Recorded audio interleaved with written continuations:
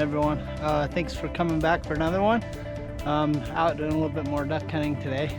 It's got really cold here the last couple nights, down in the single digits, so everything's froze up really thick at this point, so it's a lot harder to find anything open. I did come down to one of my normal spots to find some flow, and it is open a little bit.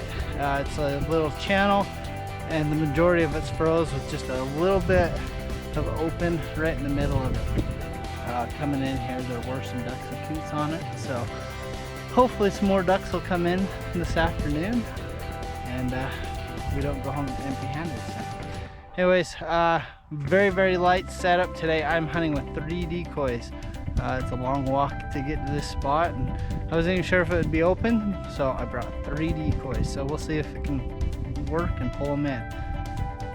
Okay, as we get going, make sure you click that red subscribe button, turn it gray, join the channel, and let's get this hunt going. Thanks. So I've got a group of coots out here, and I think I saw a couple ducks in with them. Gonna just kind of go out and jump them up. If there's any ducks, try to pick the ducks out, and if they're the coots, at least try to get them out of here, so that way it's not competition for when ducks do come. And there goes 2 ducks out of the group. Let's see if there's any more out here. They all might be coots.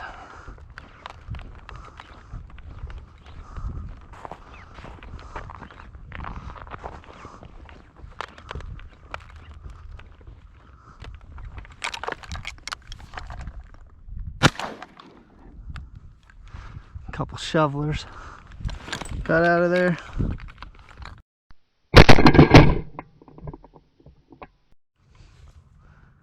Got a group of geese coming.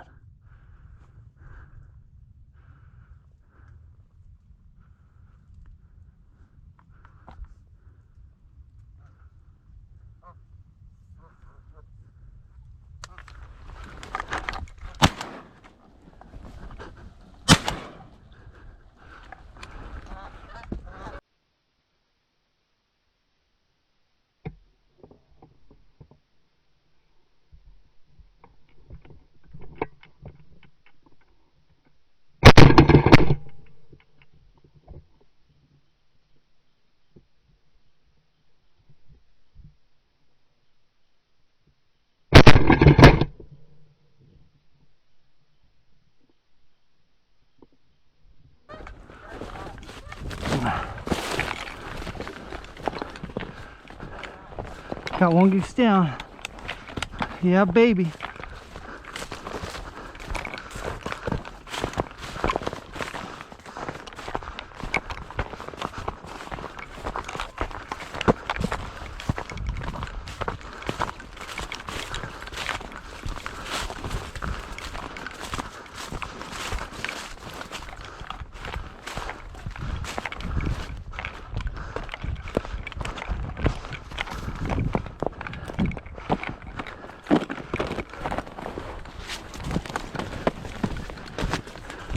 One goose down.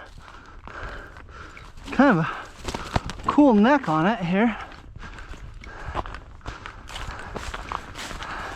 There's a geese come out of nowhere. I wish I could have got him on my first shot so I could try to get a second.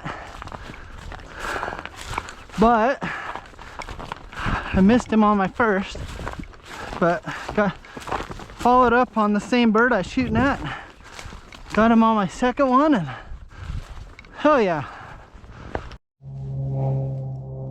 Alright, so like you just saw, sometimes luck's better than skill, I guess. I knew this area was kind of a traffic area for geese. No goose decoys out or anything. Kind of sitting out here by myself, nothing's really happening. Looked up and saw this group of geese coming. I really wish I would have ended up getting a second one at least out of it, but when I hit the wing on my first shot and saw some feathers disappear, so had to turn around and do a follow-up shot on the same bird and was able to take him down. So too bad I didn't get more, but at least it's good that I was able to take out the bird that I'd hit on the first shot before I switched. So definitely will make a little bit longer of a walk out of here though, so but I'll take it. Maybe we'll do a catch and cook on this goose with a recipe that I've been doing on my geese this year, and it's turned out really well. So stay tuned, and we'll do that at the end of the video. Look at this goose. After I got back over here, it's got this cool white collar on the bottom of its neck there. So I've shot a few of them in the past like that, but not many.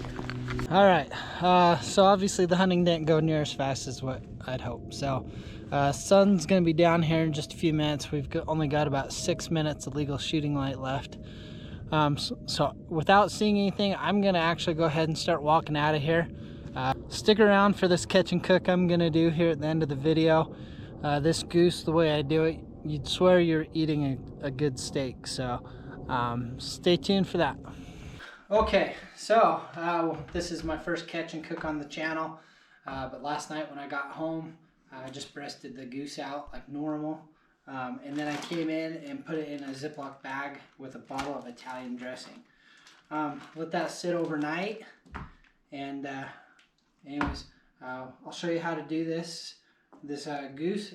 I've done it a couple times now, and it seriously tastes like steak. So if you're kind of on that fence line or on the border of liking waterfowl, give this a try on your next goose, and I promise you'll like it. Okay, so I'm gonna go ahead and just take these goose breasts out of this Italian dressing here.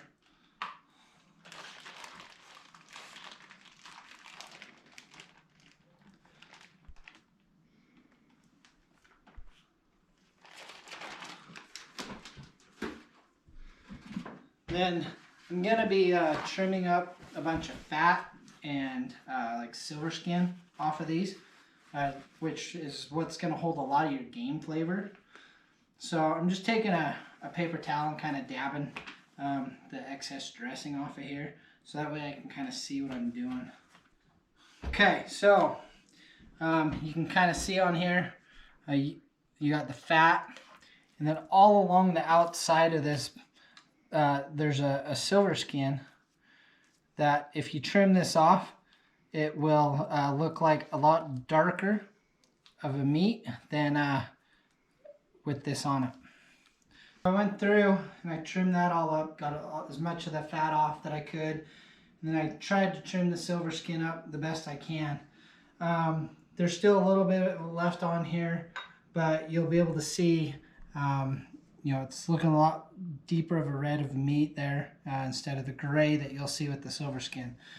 So what I'm going to do is go through and season this up now. Okay, I'm going to season this up. I'm just going to add a little salt, pepper, garlic powder, and then Tony's Creole seasoning is by far my favorite seasoning on waterfowl. So I'll put all this seasoning on here, and then what we're going to do is we're going to pan sear this in just a little bit of olive oil, about 2 minutes per side, just to put the good sear on it, and then we're going to take it out onto the Traeger after that. Just got like a tablespoon of olive oil in the bottom of this pan, just to put a real light coat of oil. Don't want your goose just soaking up a bunch of oily flavor to it, but it just keeps it from sticking to the pan, and you know, helps with the sear. So anyways, like I said, I'm gonna just throw these in this pan for about 2 minutes per side, and then out to the Traeger.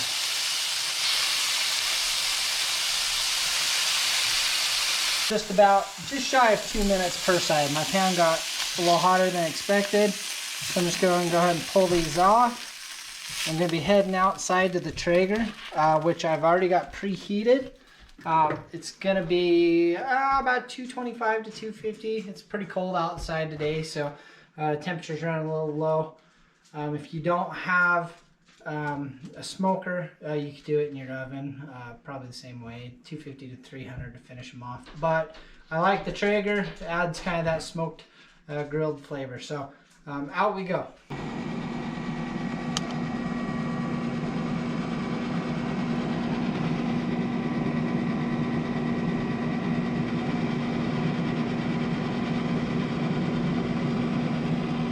Okay, so we're gonna go ahead and just let those go. I'll come out and flip them in a few minutes, and then we'll take them off once they probably hit, like about 145 internal temperature, kind of a mid cook. So brought this goose in off the trigger. I'll let it rest for just a little bit on this plate. Go ahead and slice it open and kind of show you.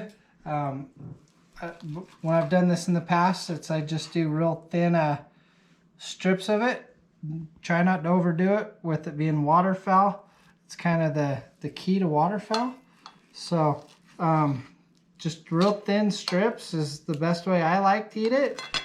Okay, so that's gonna conclude the catch and cook for today. The goose hunt was kind of fun. Thought I'd share how I cook my goose once I get home, since it was kind of a short, uneventful hunt. So drop a comment. Let me know if you like these catch and cooks. We'll be going into ice fishing season here real soon, so let me know if you like them. I can look at doing some more of them, and just make sure you subscribe to the channel. Thanks again for watching. We'll catch you on the next one.